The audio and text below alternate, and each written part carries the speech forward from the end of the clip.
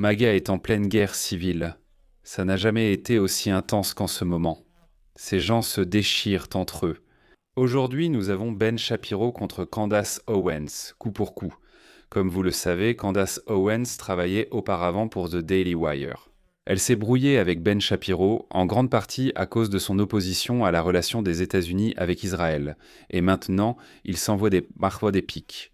Des attaques ad hominem, c'est la meilleure rivalité depuis Drake contre Kendrick. Alors regardons ce que Ben Shapiro avait à dire dans son émission. Brève introduction sur Candace Owens. Un message très spécial aujourd'hui pour Candace Owens. Je sais que tu as été très blessée, Candace. J'ai ensuite plaisanté sur ta difficulté à prononcer des mots d'anglais et d'allemand, tellement vexé que tu as dit que je voulais employer le R dur, Candace. J'avais tort. Tout le monde peut faire des erreurs, mais par les couilles de Brigitte Macron, tu finiras par pouvoir prononcer des mots comme Blitz, Craig Macavaro, l'architecture, compromentaliser posthumément le chahut. Oh, mais tu avais raison sur une chose. Je voulais vraiment utiliser le R dur, toi. C'est difficile de... Waouh, Ben, après la tombée de la nuit. Waouh, regarde quel nerd épicé il est. Il est au maximum du ringard. Il est au maximum du ringard. Oh mon Dieu. Ouais. Eh bien, je veux dire, tout d'abord, il est juste tellement ringard. Eh bien, Candace, j'adore regarder Shapiro lancer ses petites piques et blagues. C'est hilarant qu'elle écorche autant de mots, je veux dire. Qu'est-ce qu'elle a dit? Compartimentaliser, carefloufle, blitzkrieg. Mais apparemment, je n'étais pas au courant de ça jusqu'à il y a un jour, que Candace a en quelque sorte joué la carte raciale dans son conflit avec Ben Shapiro. Donc il va essentiellement l'attaquer, il va se moquer du fait qu'elle prononce mal certains mots. Et puis elle dira, on peut voir qu'il veut utiliser le mot en R, alors que c'est une femme qui a construit toute sa carrière en dénonçant la politique identitaire, la politique raciale, qui a dénoncé, tu sais, la victimisation, l'incitation à la victimisation, la glorification de la victimisation, la course à qui sera la plus grande victime, tout ça, le signalement de vertu, peu importe ce que c'est. Genre, elle joue la carte raciale alors qu'elle a construit sa carrière en dénonçant tout ça. Je dirais avant la pandémie.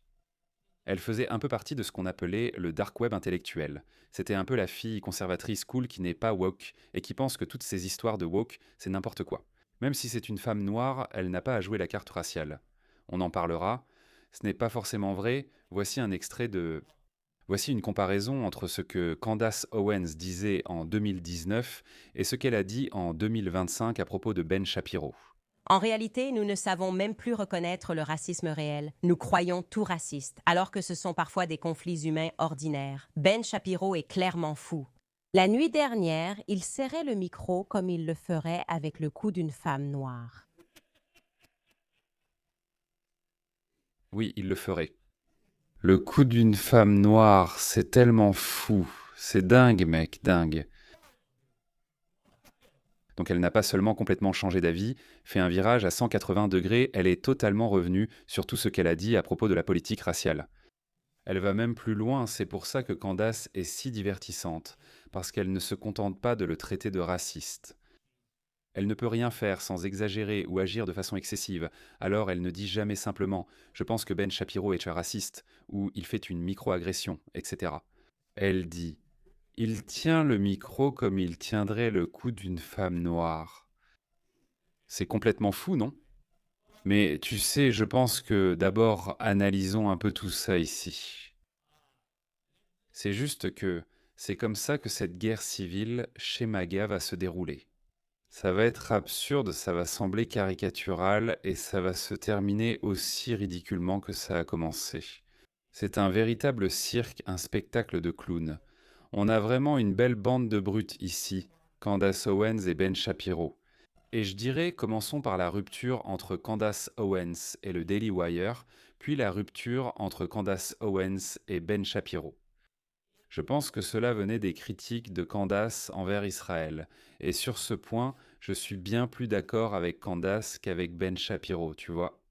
Donc je pense que Ben Shapiro est un ultra-sioniste. Je pense simplement qu'il met Israël avant tout, et qu'il évite complètement de parler des liens d'Epstein avec Israël. Il omet d'aborder la proximité d'Epstein avec Leslie Wexner et Ehud Barak. Et il essaye de détourner l'attention des dossiers Epstein vers les relations d'Epstein avec des personnes qui ne sont pas tellement pro-Israël, comme Steve Bannon, c'est bien ça. À cet égard, je suis bien plus du côté de Candace que de Ben Shapiro. Cependant, vous allez voir ces gens revenir sur leurs paroles, ils vont marcher sur tellement de râteaux et ils vont paraître tellement hypocrites. Du côté de Ben Shapiro, nous avons diffusé l'extrait ici dans cette émission de Ben Shapiro, disant qu'il n'y a pas de dossier Epstein et en gros disant « Quoi, tu es idiot, tu ne fais pas confiance ?» Pam Bondi, Kash Patel et Dan Bongino, maintenant il doit admettre qu'il y a des dossiers Epstein. Cela se passe dans la même année où il a complètement changé d'avis à ce sujet. Et encore une fois, ce n'est pas quelqu'un de stupide. Ben Shapiro est un gars intelligent, donc il mentait. Maintenant, vous voyez des gens comme Candace Owens, qui a construit sa carrière en disant tout est raciste. Des choses qui étaient autrefois des conflits normaux entre êtres humains sont maintenant considérées comme racistes. Elle dit « Il tient le micro comme il tiendrait le cou d'une femme noire ». Mais ce que vous devez retenir à propos de ces personnes, c'est que cette arnaque n'est pas nouvelle pour eux, ces gens-là, cette arnaque n'est pas nouvelle pour eux. Beaucoup de ces personnes, je pense, auraient été des acteurs ou des gens d'Hollywood à une autre époque, non? Je ne pense pas qu'ils auraient été des commentateurs politiques. Et l'arnaque basée sur la race n'a rien de nouveau pour Candace Owens. Avant la pandémie, en 2018-2019, elle dénonçait la politique identitaire, le signalement de vertu, le fait de jouer la carte raciale et de dire que tout est raciste. Avant cela, quand elle était au lycée, Candace a en fait poursuivi son propre lycée en justice. Voici un article ici du journal The News. Le Times indique qu'elle a poursuivi son lycée à Stamford, Connecticut, pour racisme après avoir reçu des menaces racistes d'un camarade, n'est-ce pas? Voilà ce qui est dit. Le montant précis versé par le conseil d'éducation à la famille de Candace Owens, diplômée du lycée de Stamford à 18 ans, a été révélé hier. Après la demande d'accès à l'information déposée par l'advocate la semaine dernière, le conseil d'éducation a dépensé 25 000 $ de plus en frais juridiques. Blablabla. Bla bla. L'affaire a été réglée à la satisfaction des deux parties. Ni Pattis ni Robert Owens, père de Candace Owens, n'ont répondu aux appels. C'est ce qui est indiqué. En février, au moins un des 5 adolescents dans une voiture a menacé de tuer Owens, qui est noir, en utilisant à plusieurs reprises une insulte raciale.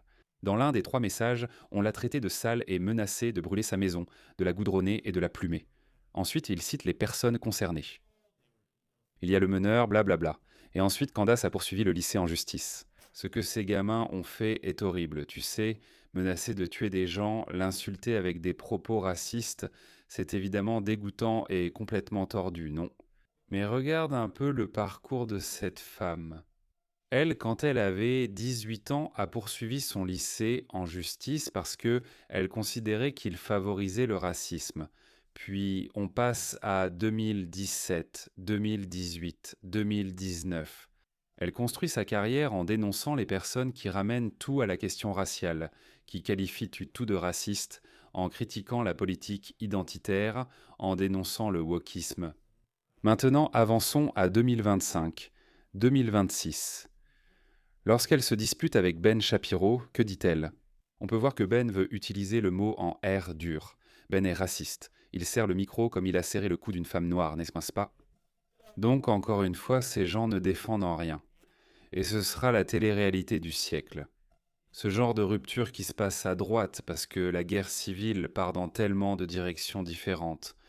Vous avez évidemment les types néoconservateurs comme Mark Levin, les Ben Shapiro, les néoconservateurs qui s'opposent au Tucker Carlson, au Candace Owens, au Nick Fuentes, qui sont l'aile populiste du mouvement conservateur, plus axé sur l'Amérique d'abord. Cependant, il y a aussi des querelles internes. Vous avez des gens qui, je dirais, sont du même côté du mouvement conservateur et qui se disputent tout le temps entre eux. Tucker en conflit avec Fuentes, Fuentes en conflit avec Candace. Ça ne s'arrête jamais, n'est-ce pas? Donc ce n'est pas seulement une guerre civile au sein de MAGA, c'est comme une implosion de tout le mouvement conservateur. Surtout quand il s'agit des personnalités les plus populaires sur Internet. C'est devenu une émission de télé-réalité à ce stade, et il faut se rappeler, encore une fois, que Candace Owens ne pense pas vraiment ce qu'elle dit, ou que Ben Shapiro ne pense pas ce qu'il dit. Ces gens sont des youtubeurs, ce que je fais en ce moment, ce sont des youtubeurs, non? Et que font les youtubeurs? Qu'est-ce que H3? Est-ce qu'ils ont des conflits? Ils ont des conflits sur YouTube, ils se clashent et se critiquent mutuellement. J'attends qu'ils fassent des diss tracks. Tu te souviens quand Logan Paul ou Jake Paul, ces gamins, faisaient croire des diss tracks contre d'autres youtubeurs comme KSI? Ils faisaient croire des diss tracks. J'aimerais voir des diss tracks. J'aimerais voir un diss track de Ben Shapiro en train de rapper. Il pourrait rapper super vite, ce serait comme Twista, tu vois. C'est ça. Je pense que c'est la prochaine étape de tout ça.